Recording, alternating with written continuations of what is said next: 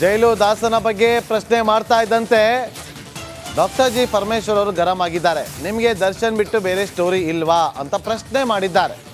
ಮಾಧ್ಯಮಗಳ ಮೇಲೆ ಗೃಹ ಸಚಿವರು ಕಿಡಿಕಾರಿದ್ದಾರೆ.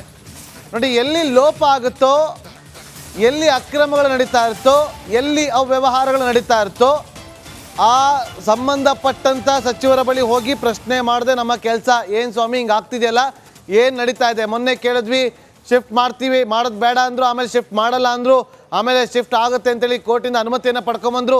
ಇವತ್ತು ಹೇಗೆ ಇನ್ನೂ ಶಿಫ್ಟ್ ಮಾಡ್ತಿರಲ್ವ ಅಂತ ಪ್ರಶ್ನೆ ಮಾಡಿದ್ದಾರೆ. ತನಿಖೆ ಹೇಗೆ ನಡೀತದೆ ಅಂತೇಳಿ ಜನರು ಗೊತ್ತಾಗಲಿ ಅಂತೇಳಿ ಪ್ರಶ್ನೆ ಮಾಡಿದ್ದಕ್ಕೆ ಮಾಡೋಕ್ಕೆ ಬೇರೆ ಕೆಲಸ ಇಲ್ವಾ ನಿಮಗೆ ದರ್ಶನ್ ಬಿಟ್ಟು ಅಂತ ಪ್ರಶ್ನೆ ಮಾಡ್ತಾರೆ.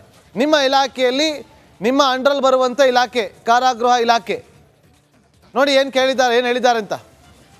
ದರ್ಶನ್ ಬಿಟ್ಟು ಅದೆಲ್ಲ ಜೈಲ್ ಅಥಾರಿಟೀಸಿಗೆ ಬಿಟ್ಬಿಟ್ಟಿದ್ದೀವಿ ನಾವು. It is there lookout.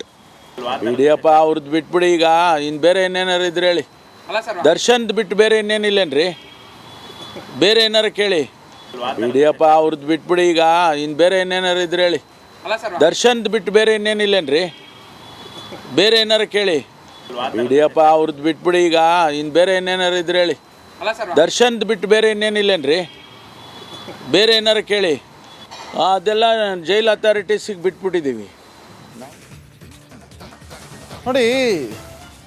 ಈಗ ರೇಣುಕಾಸ್ವಾಮಿ ಕೊಲೆಯನ್ನು ಮಾಡಿರುವಂಥ ಆರೋಪವನ್ನು ಹೊತ್ತಿರುವಂಥ ದರ್ಶನ್ ಆ್ಯಂಡ್ ಟೀಮ್ ಪರಪ್ಪನ ಅಗ್ರಹಾರ ಕೇಂದ್ರ ಕಾರಾಗೃಹದಲ್ಲಿ ಏನು ಮಾಡ್ತಾ ಇದೆ ಅಂತೇಳಿ ನಾವು ಹೇಳೋದೇ ಬೇಡ, ಅದು ಜಗಜ್ಜಾಹೀರಾಗಿದೆ. ಆದರೆ ಜೈಲಲ್ಲಿ ಇದ್ದುಕೊಂಡೇ ಒಂದಷ್ಟು ಚಟುವಟಿಕೆಗಳು ನಡೀತಾ ಇತ್ತು ಅನ್ನೋ ಅನುಮಾನಗಳು.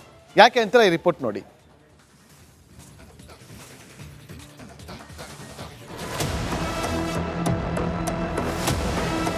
ಕಾಟೇರನಿಗೆ ಸೆಂಟ್ರಲ್ ಜೈಲು ರೆಸಾರ್ಟ್ ಆಗ್ಬಿಟ್ಟಿದೆ. ಪರಪ್ಪನ ಅಗ್ರಹಾರ ಪೊರ್ಕಿಗೆ 5 ಸ್ಟಾರ್ ಹೋಟೆಲ್ ಆಗಿದೆ.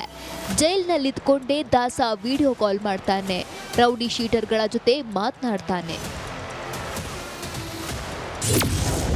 ಕೊಲೆ ಆರೋಪಿ ಕಾಟೇರನಿಗೆ ಕಾಕಿ ಡ್ರಿಲ್.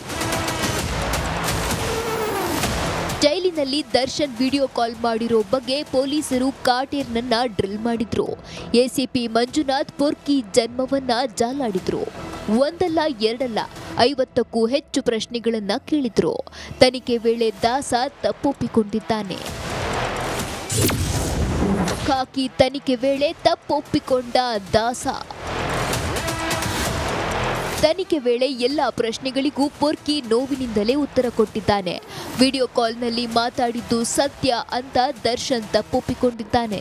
ಆದರೆ ನಾವು ಚೇರ್ನಲ್ಲಿ ಕೂತ್ಕೊಂಡು ದಮ್ ಹೊಡೆಯುವಾಗ ಯಾರ್ ಫೋಟೋ ತೆಗೆದರೂ ಗೊತ್ತಿಲ್ಲ ಅಂತ ಕಾಟೇರ ಹೇಳಿದ್ದಾನೆ. ಬಳ್ಳಾರಿಗೆ ಶಿಫ್ಟ್, ದರ್ಶನ್ಗೆ ಟೆನ್ಷನ್. ಇನ್ನು ಬಳ್ಳಾರಿಗೆ ಶಿಫ್ಟ್ ಆಗಿರೋ ಬಗ್ಗೆ ಗೊತ್ತಾಗ್ತಿದ್ದಂತೆ ದರ್ಶನ್ ಫುಲ್ ಟೆನ್ಷನ್ ಆಗಿದ್ದಾನೆ. ಯಾರ ಬಳಿಯೂ ಮಾತನಾಡದೆ ಐರಾವತ ಫುಲ್ ಸೈಲೆಂಟ್ ಆಗಿದ್ದಾನೆ. ಡಿ ಗ್ಯಾಂಗ್ ಜೊತೆನೂ ಮಾತನಾಡದೆ ಮೌನಕ್ಕೆ ಜಾರಿದ್ದಾನೆ. ತಗಡು ಕೆಲಸ ಮಾಡಿ ಜೈಲು ಪಾಲಾದ್ರೂ ಈ ತಗಡು ಬಾಸ್ಗೆ ಬುದ್ಧಿ ಬಂದಿಲ್ಲ. ಈ ಪುಣ್ಯಾತ್ಮನಿಗೆ ಅದ್ಯಾವಾಗ ಜ್ಞಾನೋದಯ ಆಗುತ್ತೋ ಆ ದೇವ್ರೇ ಬಲ್ಲ. ನವೀನ್ ಶೆಟ್ಟಿ ಕೆರಾಡಿ, ರಿಪಬ್ಲಿಕ್ ಕನ್ನಡ, ಆನೇಕಲ್.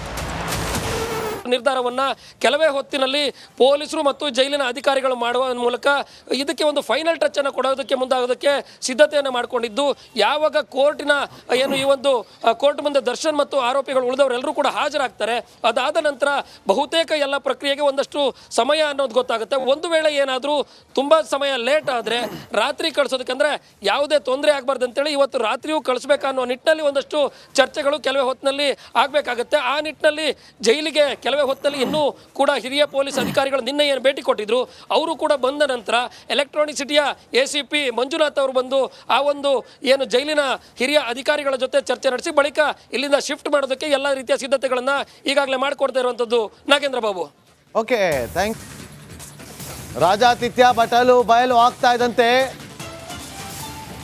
ಬೇರೆ ಬೇರೆ ಕಡೆ ರೈಡ್ಗಳಾಗ್ತಾ ಇತ್ತು. ಈಗ ನೂತನವಾಗಿ ಬಂದಂಥ DIG ದಿವ್ಯಾ ಅವರಿಂದ ದಾಳಿ, ಖಡಕ್ ವಾರ್ನಿಂಗ್, ಹಲವರನ್ನು ಎತ್ತಂಗಡಿ ಮಾಡಿತ್ತು.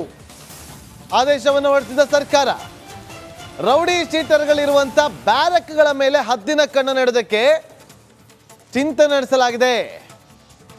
ನಾಗಾಂಟಿ ಮೇಲೆ ಕಣ್ಣಿಡಿ ಅಂತೇಳಿ DIG ಅವರು ಸೂಚನೆಯನ್ನ ಕೊಟ್ಟಿದ್ದಾರೆ. ಮತ್ತಷ್ಟು ಮಾಹಿತಿಯನ್ನು ಕೊಡೋದಕ್ಕೆ ನಮ್ಮ ಪ್ರತಿನಿಧಿ ನವೀನ್ ಈಗ ನೇರ ಸಂಪರ್ಕದಲ್ಲಿದ್ದಾರೆ. ನವೀನ್, ಈಗ DIG ನೂತನವಾಗಿ ಬಂದಿದ್ದಾರೆ. ಈ DIG ಒಂದು ರೀತಿಯಲ್ಲಿ ಖಡಕ್ ಅಧಿಕಾರಿ ಅಂತ ಎಲ್ಲ ಕರೀತಾರೆ. ಬರ್ತಿದಂತೆ ಎಲ್ಲ ಬ್ಯಾರಕ್ಗಳ ಮೇಲೆ ಕಣ್ಣಿಡಬೇಕು ಅಂತ ಹೇಳಿದ್ದಾರೆ. ಓಕೆ, ಒಂದು ಕಡೆ ಅದು. ಮತ್ತೊಂದು ಕಡೆ ತನಿಖೆ, ಇವತ್ತು ಮತ್ತೊಂದು ಸುತ್ತಿನ ತನಿಖೆ ನಡೆಯುತ್ತೆ ಅಂತ ಹೇಳ್ತಿದ್ದಾರೆ. ಆ ಮೂಲಕ ಬಿಸಿ ಮುಟ್ಟಿಸ್ತಾರಾ ಅಥವಾ ಮತ್ತೊಮ್ಮೆ ಬಿಸಿ ಬಿಸಿ ಕಾಫಿ ಕೊಟ್ಟು ಕೂರಿಸಿ ಕಷ್ಟ ಸುಖ ವಿಚಾರಿಸ್ಕೊಳ್ತಾರಾ ನವೀನ್?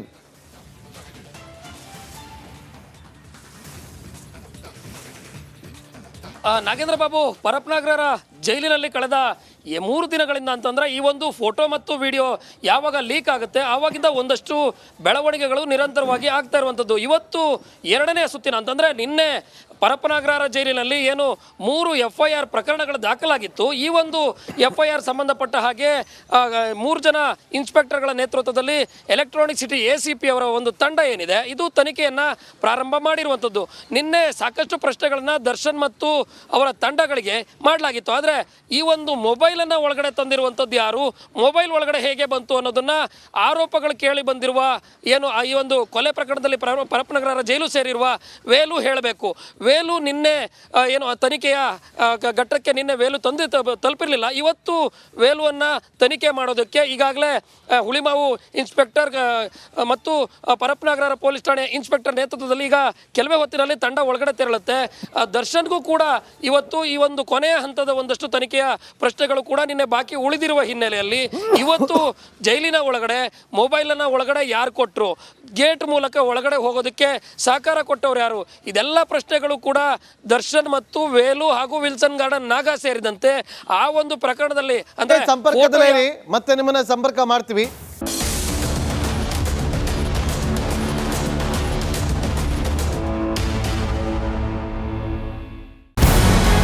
ನಮಸ್ಕಾರ, ಕರ್ನಾಟಕ ಪ್ರೈಮ್ ಟೈಮ್ಗೆ ಸ್ವಾಗತ. ನಾನು ಜಯಪ್ರಕಾಶ್ ಶೆಟ್ಟಿ. ಇಡೀ ಕರ್ನಾಡು ಇವತ್ತು ರೆಬೆಲ್ ಆಗಿ ನಿಂತಿದೆ.